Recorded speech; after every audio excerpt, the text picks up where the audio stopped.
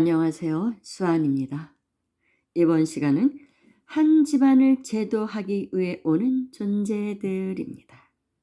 요즘 화면에 보이는 이 청년으로 인해서 세상이 뜨겁습니다. 파란을 일으키고 있죠.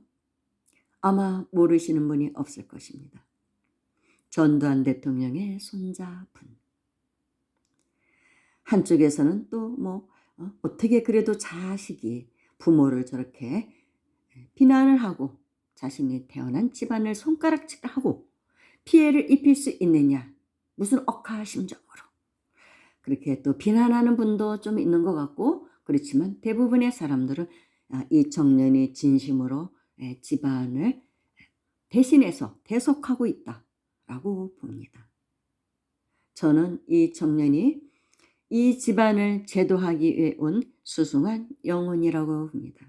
본인의 몸을 던져서, 온몸을 던져서 희생하면서 고발하면서 진정한 참회를 해서 전두환 씨 일가의 업을 녹이고 있는 행위라고 봅니다. 본인은 희생을 하는 거예요. 십자가를 지는 겁니다. 질량이 매우 큰 청년이라고 볼 수 있죠. 그리고 전두환 씨 자체도 질량이 굉장히 큰 사람이죠. 그러니까 그런 자리에, 그런 일을 벌이고 그런 자리에까지 올라갈 수 있었던 것이죠. 그렇지만 좋은 쪽이 아니었기 때문에 문제인 것입니다. 누가 봐도 좋은 곳에 가셨을 거라고 생각을 안 하죠. 왜냐하면 돌아가실 때도 참회를 안 하고 가셨기 때문입니다. 반성하지 않고. 그러니까 그 반성을 손자가 하고 있는 것입니다. 참 이 법계의 이치가 참 묘하죠. 누가 이런 일이 일어날 거라고 상상이나 했습니까? 저도 깜짝 놀랐어요. 오래 살고 보니 이런 일도 있네. 그런 생각을 했죠. 그러면서도 이 청년이 좀 안 됐더라고요. 저는 불쌍해요. 안타깝고 본인을 희생하는 것인데. 그러나 이 청년은 그 일을 하기 위해 온 거예요. 한 집안을 제도하기 위해서. 그리고 질량이 큰 집안에 질량이 큰 사람이기 때문에 많은 전 세계적으로 파급 효과를 일으키고 있습니다. 우리같이 질량이 작은 사람은 얼마나 영향을 미치겠습니까? 질량이 큰 존재는 좋은 쪽으로든 나쁜 쪽으로도 큰 파장을 일으킵니다. 질량이 커서 그런 거예요.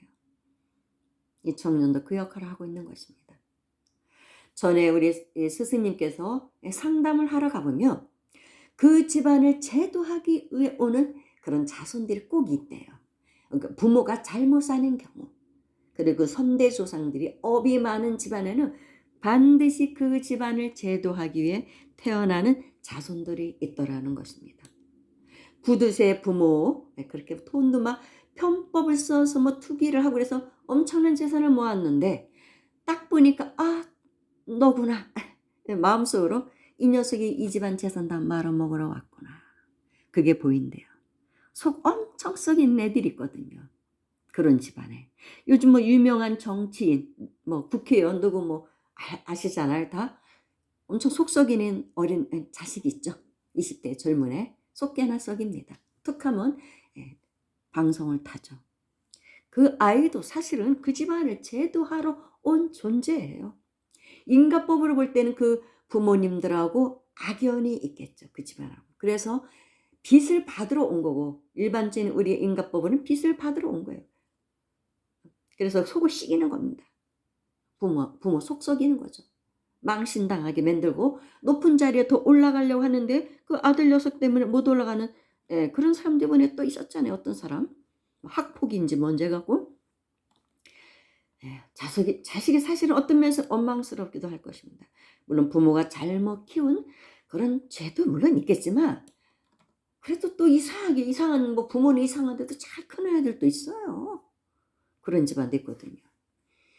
좋은 관계가 아니기 때문에 부모 속을 썩이는 건데 이런 존재들을 저희 스승님께서는 부처로 봐야 된다고 신신당부하셨습니다.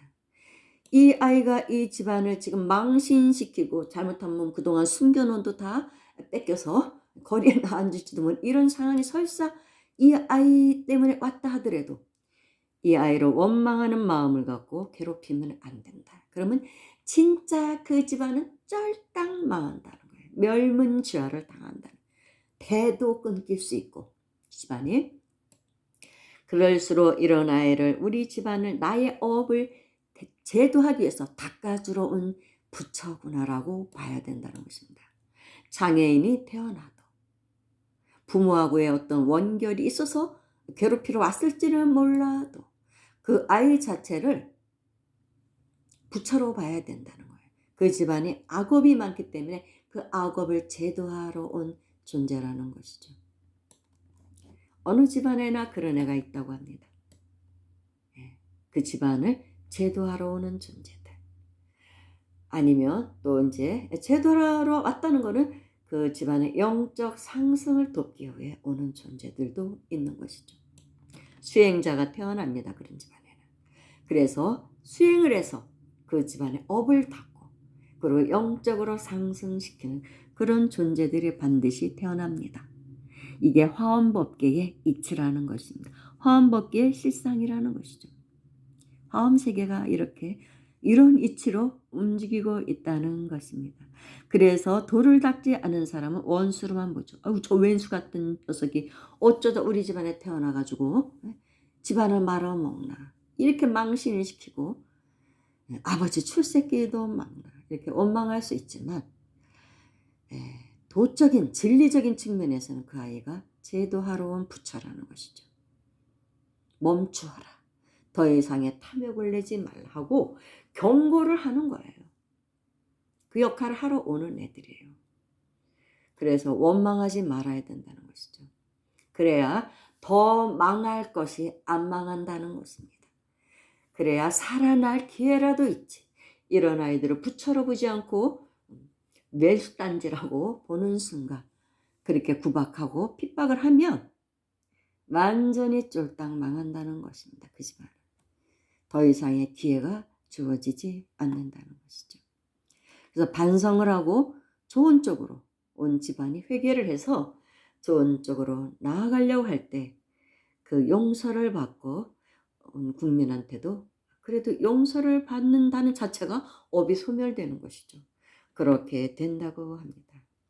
그래서 전두환 씨 일가들이 이 청년을 부처로 보고 우리 집안을 제도하러 온 부처로 보고 보살의 화연으로 봤으면 좋겠어요. 그래서 참다운 회개를 하고 죄값이 있으면 받고 이 생이 끝이 아니거든요. 절대로 그대로는 다음 생이 좋지가 않습니다. 그래서 이런 아이가 온 것이거든요. 참 묘한 이치예요. 대부분 손자로 많이 온대요.